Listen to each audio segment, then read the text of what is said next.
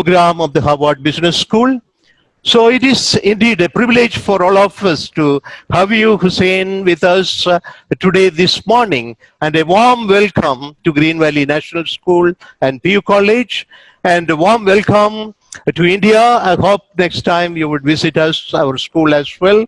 So one thing to say, especially about Hussein when he is conducting this session, is that having started his life in an atoll called Adu, which was earlier the British Coral Command during the Second World War days, less known and but making a lot of flutter around, because a plethora of youngsters, dynamic, who were motivated, who were determined to make it in life, who have made it in life, and Hussein is one such person who has made it big in life.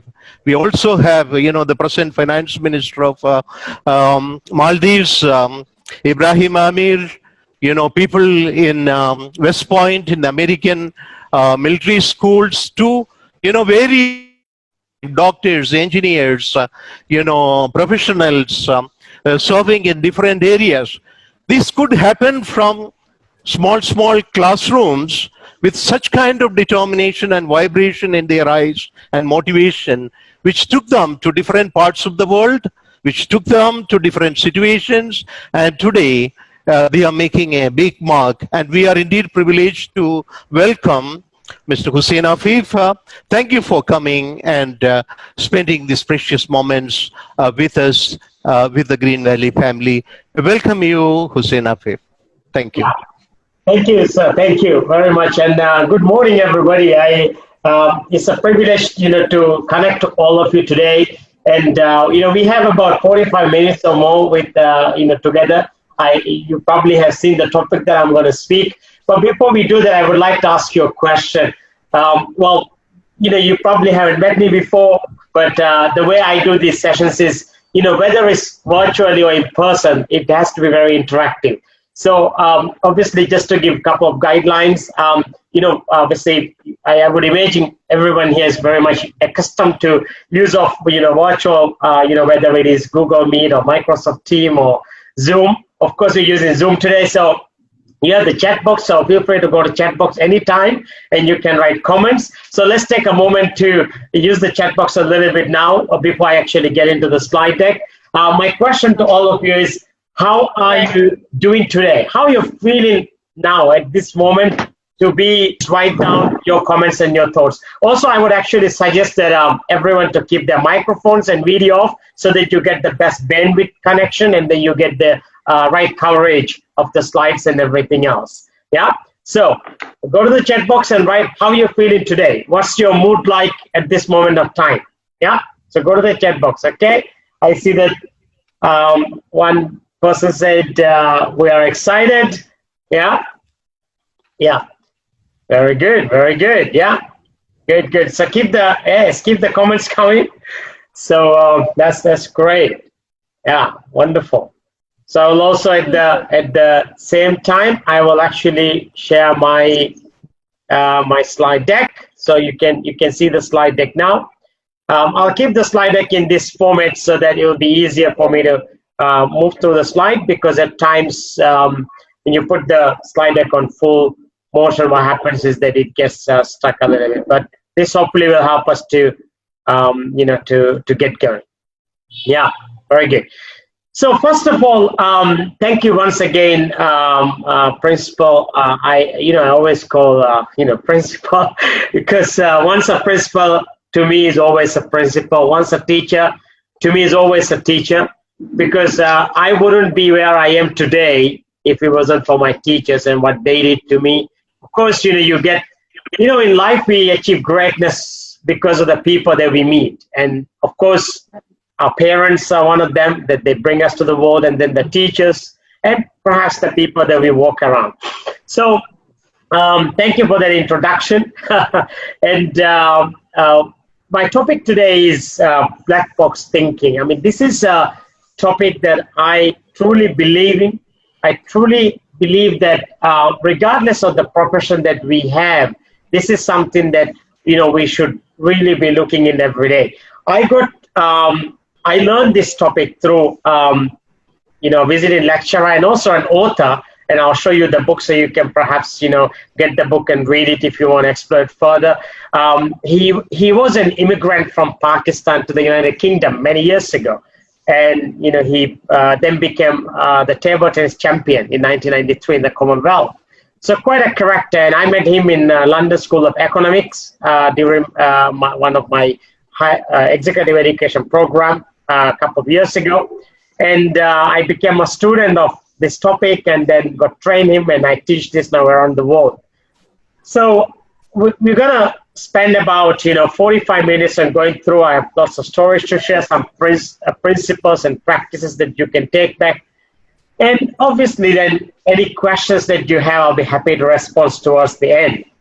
And as I go through the presentation, there will also be times where I will ask you questions, so you'll have to respond that on the chat box so that it helps you to understand what we're going to learn. So in terms of this whole topic, how many of you have heard about the term black box before? If you have heard about it, go to the chat box and write yes, you have heard about it. The word black box, how many of you have heard about it? Black box. So go to the chat box and write if you have heard about it. Yeah. So Sir John say yes, and I guess yes. Some of you may have heard about it, some of you may have not. Well, in general, the word black box is mainly associated in the business of aviation industry, because every aeroplane is equipped with 2 black boxes, right? And now, for safety purpose, they are obviously built into a a heavy metal, aluminium, and it's quite safe. So even if the plane crash, obviously this little piece that you can actually literally carry from your 2 hands, and if you're very strong, you can even carry on 1 hand, won't get damaged. So this is now in bright orange, as you can see. So funny enough, they call it as the black box. Now, one of these box in an aeroplane, right, it actually records all the conversations that the pilot, the co-pilot will have inside the cockpit and also with the air traffic control tower. The other black box is recording all the data, the electronic data and the signals that the flight receives. So whenever there is a airplane crash or a situation or an incident that happens, the first thing that air crash investigators look for is the black box. Because why? Because the black box will actually record all the conversations. It has all the electronic data and all the signals. So whenever there is an incident, they immediately find it.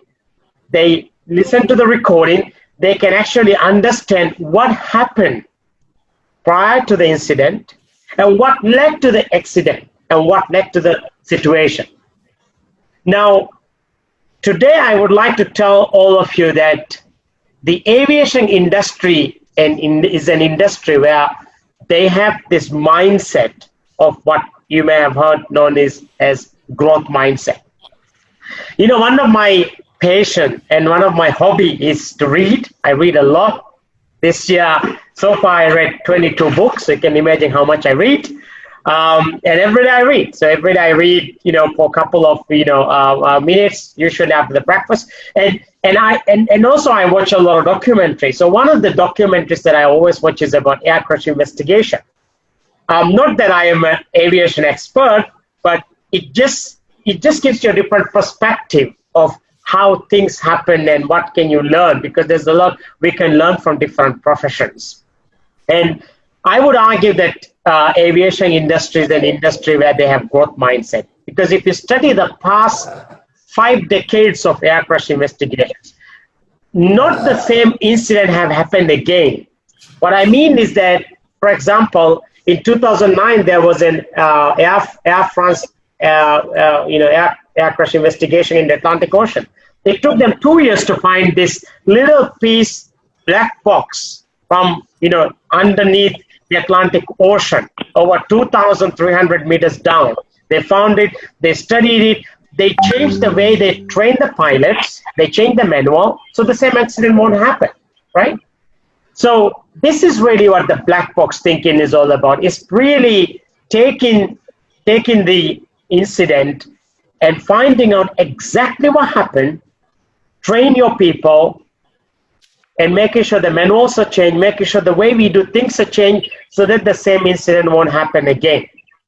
And you see this in different parts of our life, different parts of the professions, whether you look into schools, or whether you look into educational institutions, or whether you look into aviation or medical. But then also there's a different type of this. For example, medical. We look into the world of medical and science. You probably may have heard this. In hospitals, sometimes, we don't know when someone is going to die, right? We don't know that. But sometimes, you take an ill patient to a hospital, and something goes wrong in an operation theater, or something goes wrong in the hospital, and the person dies. And then, of course, you are the parent, or you are the guardian, and you will say, how did that happen? Right? It shouldn't have happened this way if you did this. You will hear from the doctors or the hospitals this term or this phrase. It's just one of those things. I mean, you hear that in hospitals because they basically say, well, yes, it should have happened this way, but it just happened. Because in hospitals or in health sector, the growth mindset is not yet there as it should be. Because in cultures or organizations where there is growth mindset, if something goes wrong, you will do whatever it takes to make sure the same mistake doesn't happen again. And that's really what the whole story around growth mindset is all about. This is a favorite football player, David Beckham. I know India is one of the greatest countries in the world in terms of cricket. I love cricket, but I don't know how to play it. So it's hard for me to link that with cricket, but I love football. And I used to play football, so I thought I want to include. So this is David Beckham. Many of you probably may know. Now, we all know David Beckham as one of the greatest free kicker we have seen in the history of the football. But back when he was playing, I mean, there are great players now, but David Beckham is very good at one thing. It's really the free kick and scoring the goals when one wouldn't think that will happen. Now here's an interesting thing. It's nice to talk about David Beckham and his achievements now, but do we know why he became who he is? Now here's his story. David Beckham, when he was a kid, when he used to go to school, he was not from a very rich family. He was from a middle class family. He used to do what he was a good student. When he would come back from his school, he would take a ball and he would go to his backyard and he would actually play with the ball, just by himself. And his father saw it. And then his father bought some PVC pipes and made a little goal post at the backyard. So David Beckham, when he was at the age of 11 to 12, he would actually come back from school and he would actually practice this free kick. And when he was, when he started going to the early secondary school education, the Manchester football academy saw his talent. But before any football academy actually could hire him, he already practiced 5,547 free kicks. Which means by the time he reached to an academy to get professional coaching, he already knew what it takes to make a great free kick so that it gets into the goalpost. Isn't it amazing, right? That's what you call as the growth mindset. That's really what you call as this understanding and mindset of the truth behind somebody's success, right? Because it just doesn't happen like that. Now, like I mentioned to all of you before, I would actually recommend you to take a note of this book and read it. As a teacher, as an educator, as a leader, this is a very important read. I read this book. This is a lovely book. It's called Black Box Thinking, and you will love reading it. And there's a lot of stories like this, which I just shared with you. And it came from an author called Matthew Syed, somebody who I know very personally.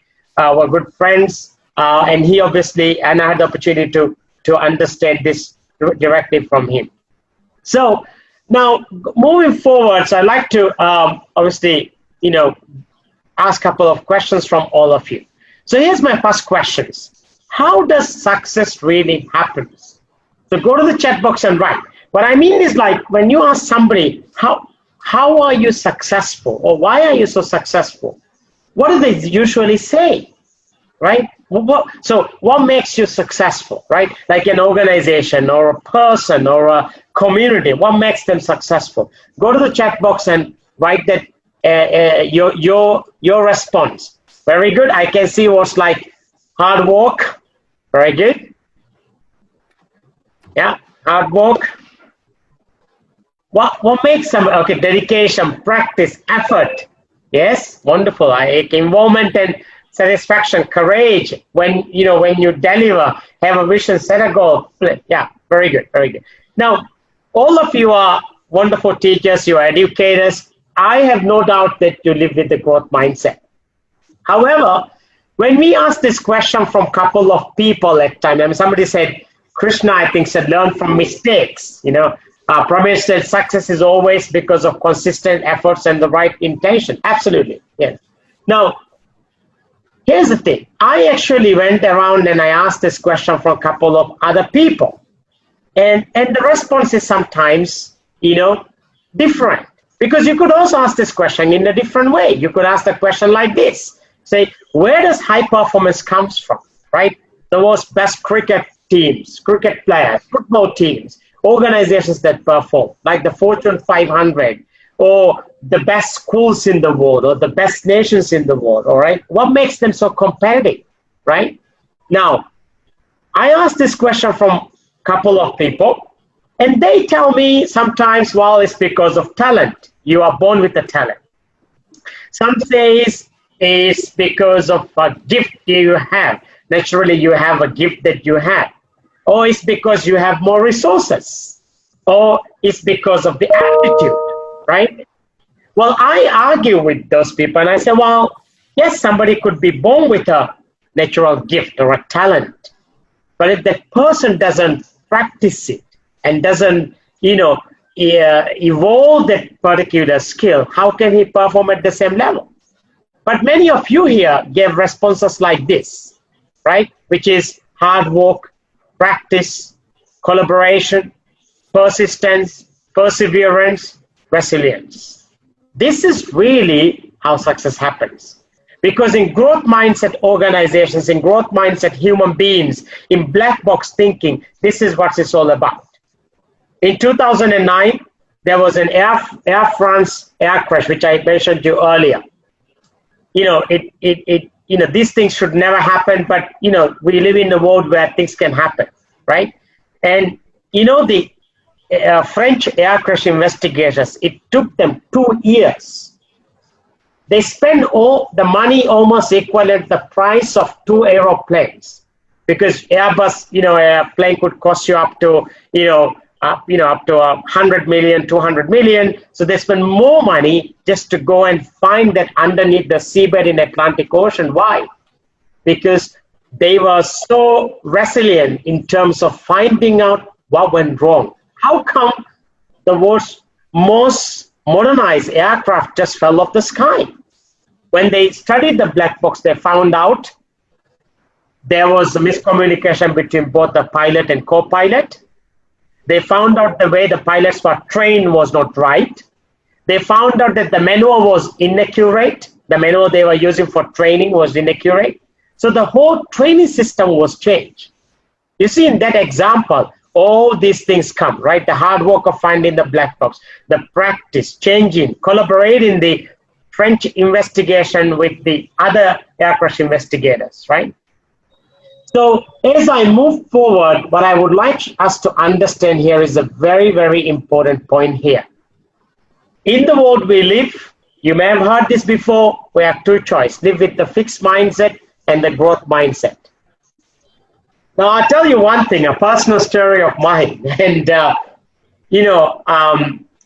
Miss Mina Matthew was my teacher. And I would say she changed the way who I was as a student. I was not a very hard-working student when I reached up until grade 8. And that is when I met Principal and Miss Mina Matthew, and she was my English teacher, if I recall, from grade 8 or grade 9. And what changed my mind was, I come from a family where my father was a fisherman. We have 9 members in the family, so I call it as a football team. So you put the mom and dad as a football team, because you need 11 in a football team. So when I was in grade 8, something changed my story, my mind, because one of my best friends, Ahmad Hussein, got the best all-round student. And I was in grade 8, so I was sitting in the school auditorium where the prize day was there, and I said to me, if he gets the best all-round student prize, why not me? But I was in grade 8, so I still have 2-3 years to study. And from then I changed the way I study. I was I was not a very intelligent student, to be honest. I don't credit, but I was a hard-working student. I changed the way I do things. I studied quite hard. Here's the thing. I would actually, and I don't think even Principal and Miss knows this yet. From 2000, so I was in grade 1996. I joined the Southern Secondary School where Sir was the principal there at the time, and in fact he was one of the best principal we had, and that's why we had some bright students. The modest finance minister is one of his student, and which was my classmate too, and one of my best friends. So I would actually go every year after the school finish in December when the exam is over. I would go to my senior grade 10 students, the best ones, and I would tell them, hey, can you give me all your notebooks? The ones they take the note, because they will give me all the notebooks. Up until today, I have the notebooks of the best all-round student of 1996, 1997, 1998, and 1999. I use those things to prepare for my O-level exam. And I got a very good grade in O-level. And the rest is history. When I finished the school, with the grace from all my teachers and the school leadership, I became the best all-round student in 1999, 2000, when I finished the school. And I know that happened because I changed the way I used to do things. Literally, I changed the way I used to do things, right? And the reason why I shared this story with all of you is that I consider that as a success because I changed the way I used to do things. I took this growth mindset of continuously learning, willing to try, and I really ensured that whatever qualities that I had, I keep on, improving and working towards being a greater person than I was, right? And of course, then I, studied at high school, and then I'm where I am today. But it is important for us to understand this. The growth mindset is what we need to really move forward in this world, right? Now, let's take a moment here and go to the chat box. Are you enjoying our conversation today? Go to the chat box and write yes if you are. Okay, so that I can see that we have 108 here. Okay, very good. Thank you. Yeah. Now, we're talking about growth mindset, and we're living in a rather unusual time, right? Because 2019 was quite a great year. And 2020, right into 2020, we thought, this is going to be an amazing year, yet we're in an unusual time. We're into a pandemic, global health crisis. Now, the picture you see here is was from the Spanish flu, as they call, in 1918, when the humankind saw the pandemic. Now, it is hard to believe that on this call today, we have anyone who experienced the 1980 pandemic, right? Because that was in 1918, and I don't think most of our parents were born then. But I share this picture with you today because back then, the world was in a different state. The world was in a state where, we didn't have the way to move around. So the virus spread quite slow. Now, if you look in it spread very fast. In 3 months, since February, 3 months, the virus is in every imaginable country in the world, right? But I have a good news for you, and this is my belief. Now, the world is in a better state today. We are better in terms of technology. We are better in terms of education. We are better in terms of leaderships in the world. We are better in terms of the economic competitiveness around the world. So we are going to get through this. We will. There is no doubt about it. It's not going to stay forever. And when we get through this, the economy will even bounce back faster than 1918 or any other pandemics that the humankind have seen. There is no doubt about it. But it depends on us. It depends on us as human beings, because the world was made great not by buildings or by structures or by bridges. It's what human beings did. It's what the humankind did. And I see this as an opportunity that we all have to change the way we do things and to change the way we think, right?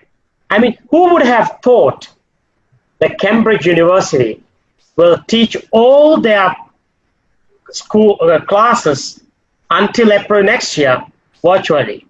Who would have thought that the Harvard Business School will teach all their programs virtually? Who would have thought the Oxford will teach their programs virtually? Because when it comes to Yale or Harvard or MIT, Cambridge, there's a prestige where you walk into the university, and there's a feeling when you walk in the university, you learn, even if you don't attend a class, because I've had the opportunity to study at the Harvard Business School. There's a whole different feeling when you are in the campus, right? Versus when you are studying from home while sitting in your computer, right? Because there's a lot of wisdom inside it, right? Because they took this as an opportunity. So how many of you on this call today are seeing the current situation we are in this pandemic, in this home confinement, in this lockdown? How many of you see this as an opportunity that we have? If you see this as an opportunity, go to the chat box and write, yes, you see this as an opportunity, right? I mean, certainly, living as with the mindset of growth mindset, we should see that as an opportunity, right? Definitely, yes, it's a problem that we have, because and with every problem we see there is an opportunity, right?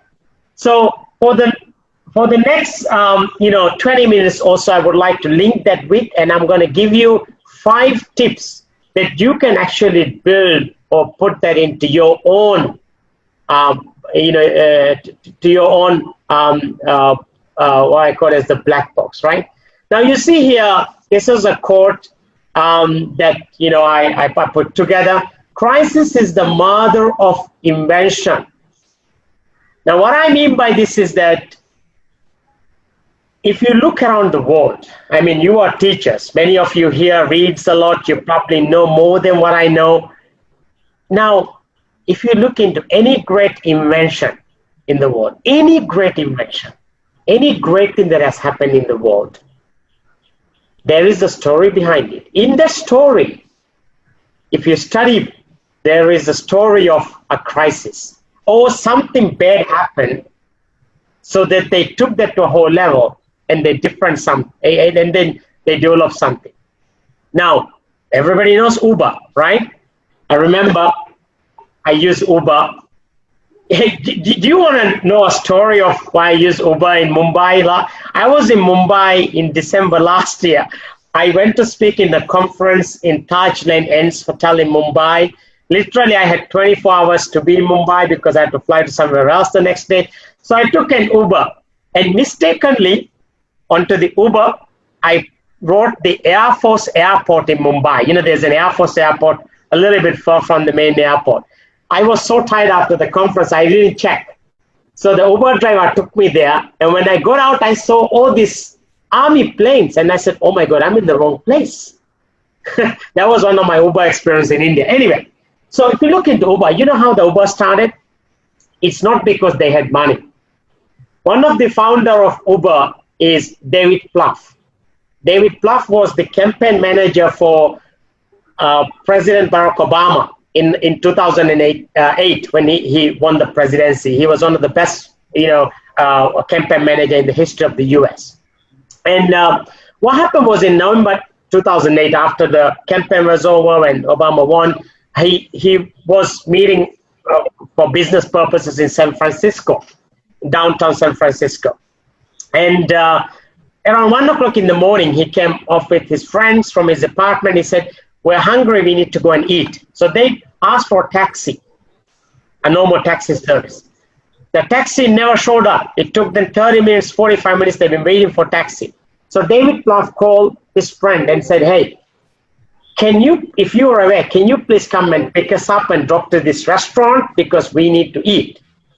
They went to the restaurant. There were 4 people, David Plouffe and a couple of other friends. And they said, these taxi services are not reliable.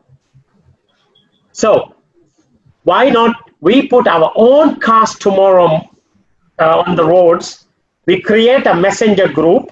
We inform our friends that we are on the road. If you want to travel, you can call us. We will do the taxi service for you. So the next day they put 4 of their friends, they put 4 cars on the road. They got different trips. In the day one itself, they made $1,200 and they said, this is a good idea. Then they look for the finances. Rest is history. That's how the Uber came. You see, Uber came because of a crisis of David Plouffe, who was one of the original founders or thinkers behind it. And David Plouffe was the chief strategist for Uber for quite some time during the early stage, right? That's one story that just shows. Here's another story. The gentleman who you see is a pilot of a Maldivian national airline. On the other picture, you see some face shields, right? Because of the pandemic, what happened? He did not get time to fly because all the flights were grounded, which happened everywhere in the world. Of course, he will have 1 trip per week because the flights were reduced. And you know what he started doing? He started making face shields during his off time. Isn't that amazing? I read news a lot. I know in India there are many stories like this too, right? But what we are sharing is all growth mindset examples.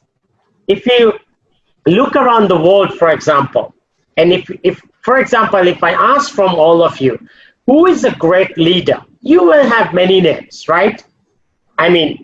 You will have the names like, I'm a big fan also of Mahatma Gandhi. Studied and there's the last 5 years I've been to Mumbai every single year, February, because in February, except this year because of the pandemic, the event didn't happen. But every year, February, they used to have a World HR Congress, and I speak in the conference. Every year, I would visit the so-called the residence of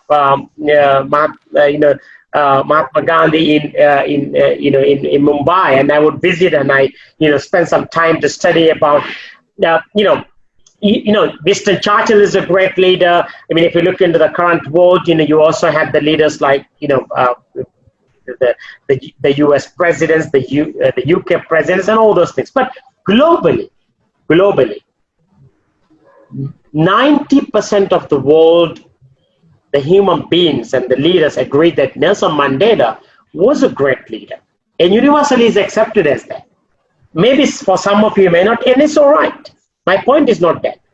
You know what made Nelson Mandela a great leader? It's not because it's not because he was put in jail. It's what he did after his time in the jail. Right? When he when he was released from the jail, he didn't look back. He came and he changed the world, right? Rest is history. South Africa is where it is today because of what he did. And imagine if he came out of this jail and he said, I'm going to revenge. I'm going to put those people who put me in jail. In fact, he invited his jailers for the inauguration when he was the president, when he became the president. This is what we're talking today about. That's what growth mindset is all about, right? And imagine from a crisis of being in jail for more than 27 years, he created something amazing, right? Here's another story. I love telling story, as you all know. This is Pizzeria in downtown Chicago, and I was there in October. So it's a very personal story because I got to know the owner of the place. During the lunchtime in downtown Chicago on a normal day, this is one of the most busiest pizzeria because and they don't sell full pizzas, they sell slices. So you have different varieties and you can pick up a slice and it's not that expensive. So there's a lot of people who goes there. Because of the pandemic, they had to close the entire pizzeria. Which means 20 people who are working there will lose the job. But the owner here, who is also a friend of mine, said, we can't let 20 people lose the job. You know what he started doing? They started making face shields using the oven that they will make the pizza. Because to make face shields, what do you need? You need those sheets. You have the oven that can actually put the temperature as high as what you would do in factories where they would make the face shields. He started making face shields and he started selling face shields. Because of this, he was able to keep the job of everyone. Of course, on a low pay, he was able to keep the job of everyone. Right? Now, let's take a moment and think about this. All the stories that I've shared with you, and the first thing you need to develop in terms of your own black box thing is, regardless of the situation, we as leaders, we as professionals, we as educators, we as great human beings that serve other people, we need to always have this mindset, do what we can with what we have. Because that's what made us as leaders. Because if you complain about what you don't have, it's not going to come to you if you don't work for it. So the first message here from all those stories I shared earlier, especially the story of the Uber, the face shields, and Nelson Mandela, is do what you can with what you have. Now, if we look into our community, that's not what we see. In our community, what we see is this. People are blaming each other, right? People are saying, they didn't do this, he didn't do it, I didn't get it.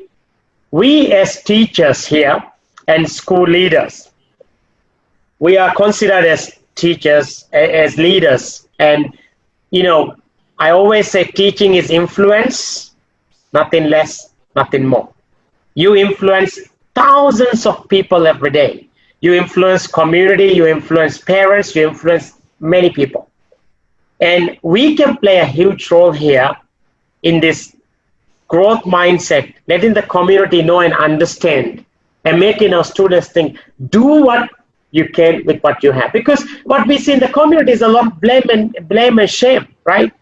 We tend to blame the community who didn't do this, for example, we're in lockdown and we ordered something and it didn't arrive on time.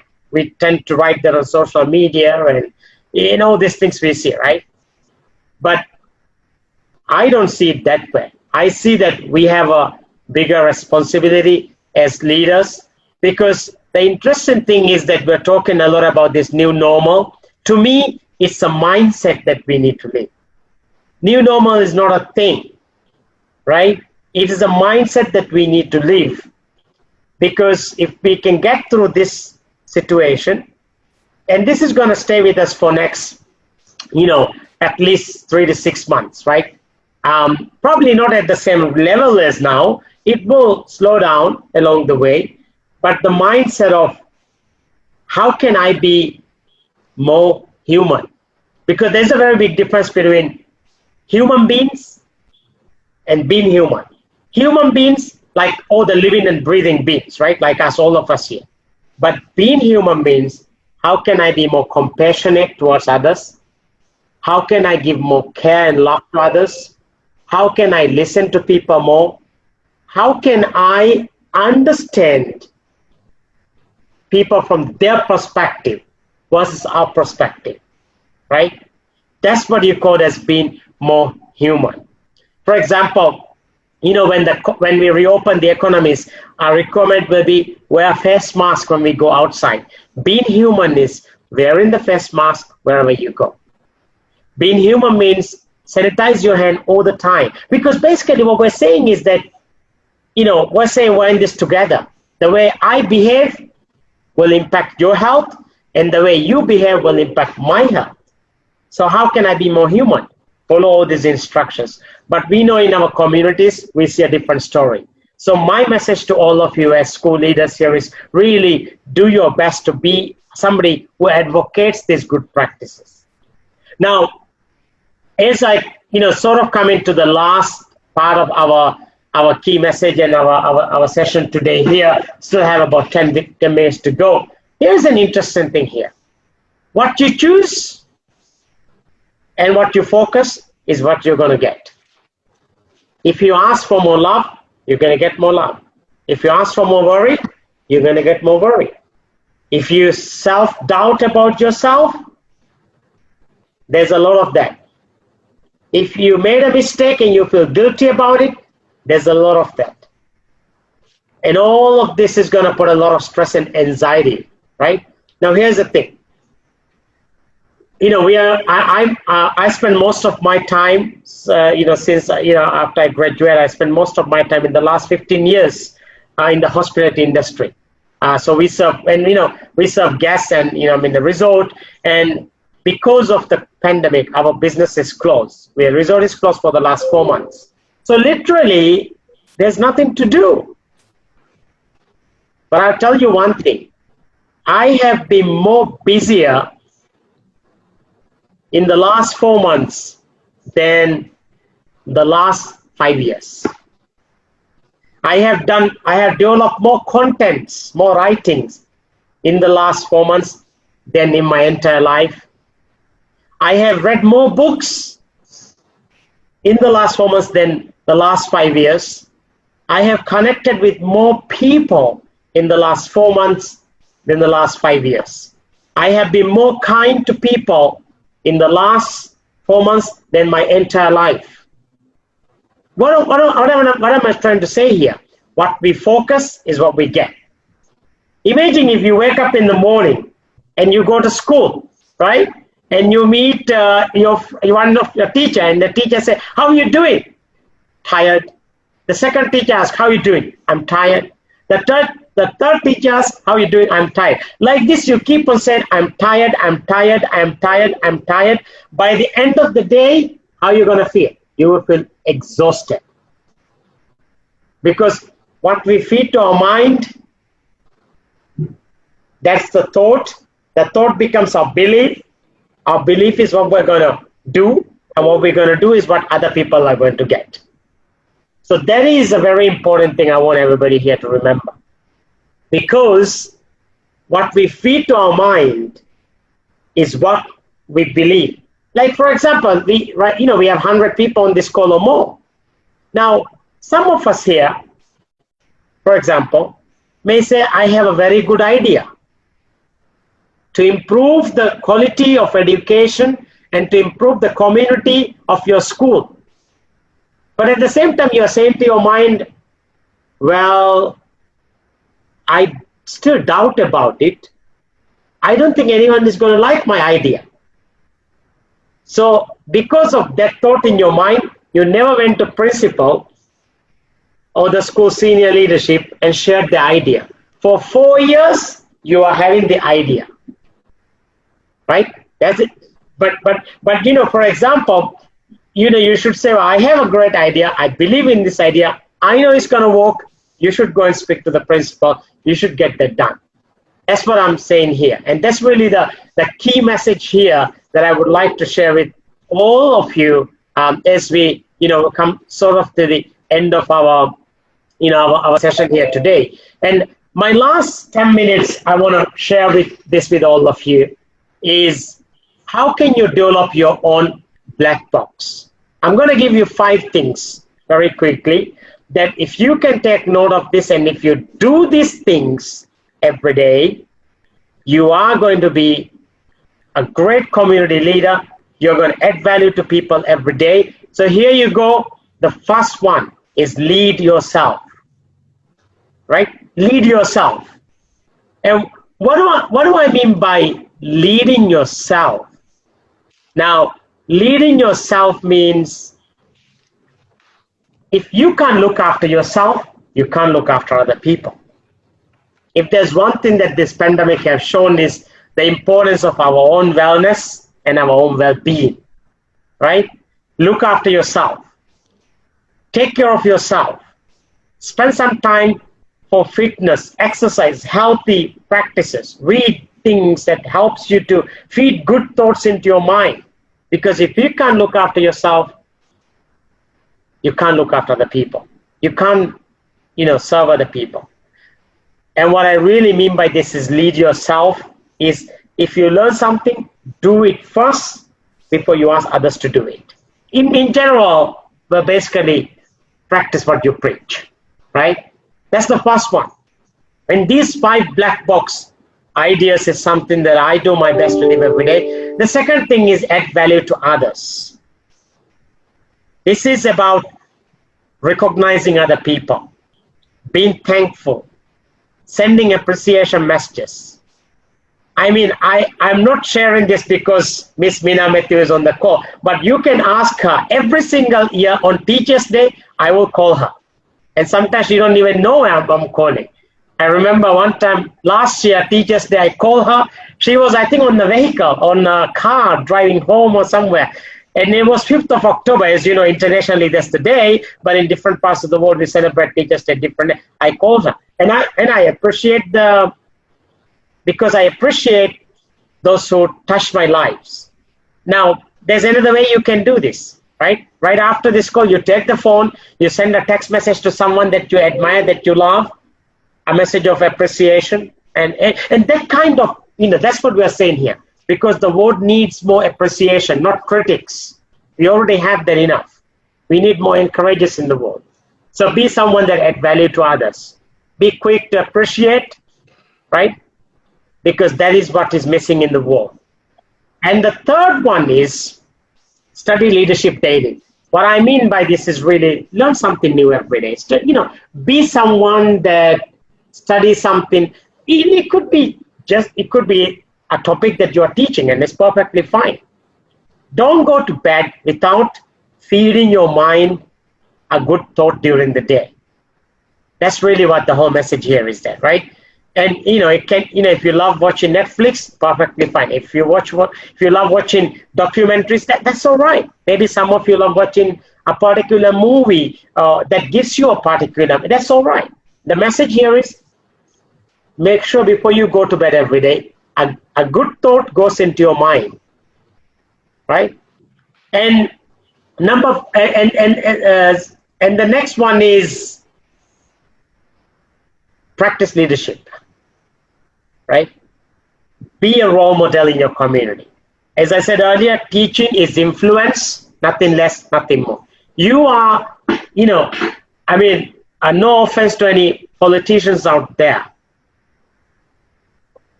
You don't get to choose to be a leader. You can't say I'm a leader. No.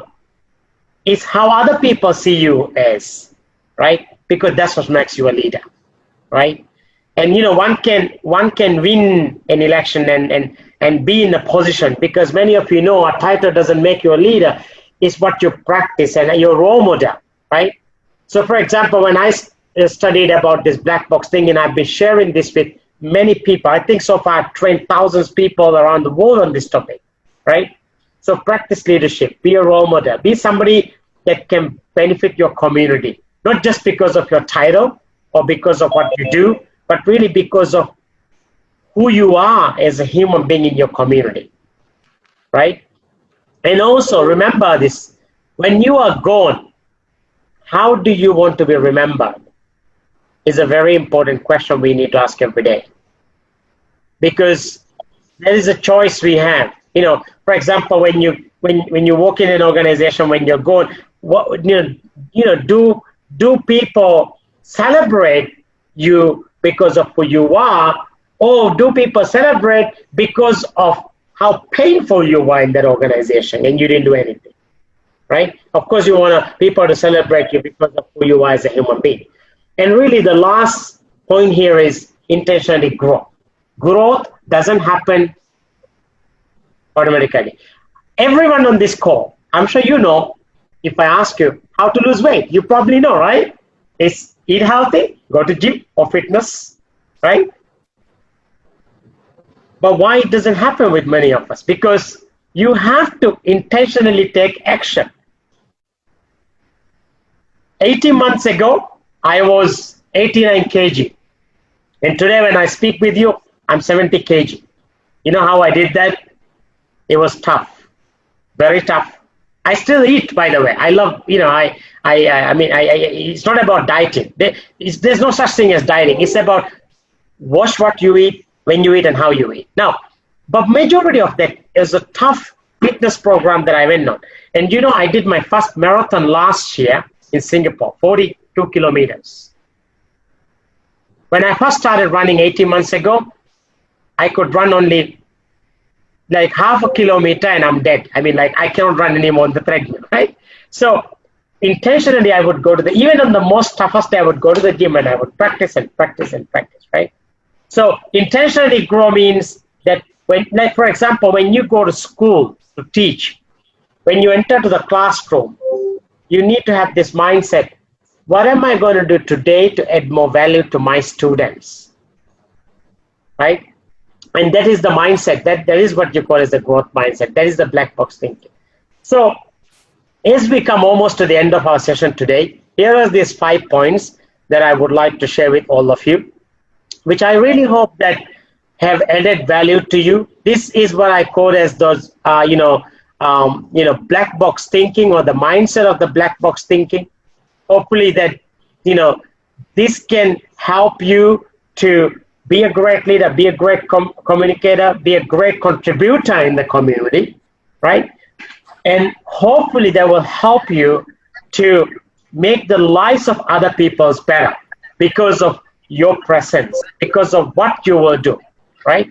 And most important thing is understanding that these things you have to do every day. Like you can't choose Saturday and Sunday and say, I'm not going to do those 5 things. But when you start doing it, automatically it happens, right? So ladies and gentlemen, I really hope that you understood this idea of black box thinking. It is creating your own box of what works for you and do those things more often, right? What works for me may not work for you, and that's all right. We're all different. I'm not saying you have to do those 5 things. That's the guidelines. But if you want to go beyond our potential, we need to have something that we really do well. And whatever we do well, that is considered as our black box thinking, right? If you are somebody who is very good at loving and caring other people, that is a part of your black box thinking, right? Because if you look into any success story around the world, there is a surprising truth about those success stories. And that is what you refer as black box thinking. So I hope that everyone on this call got a very good idea of what black box thinking is and how that impacts the lives.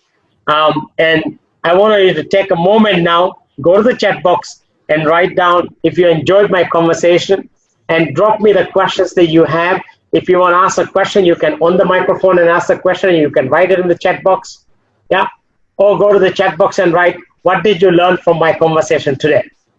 Or the time we had together. Nearly almost, we spent, almost 51 minutes. I did actually put my stopwatch on, so it's 51 minutes almost.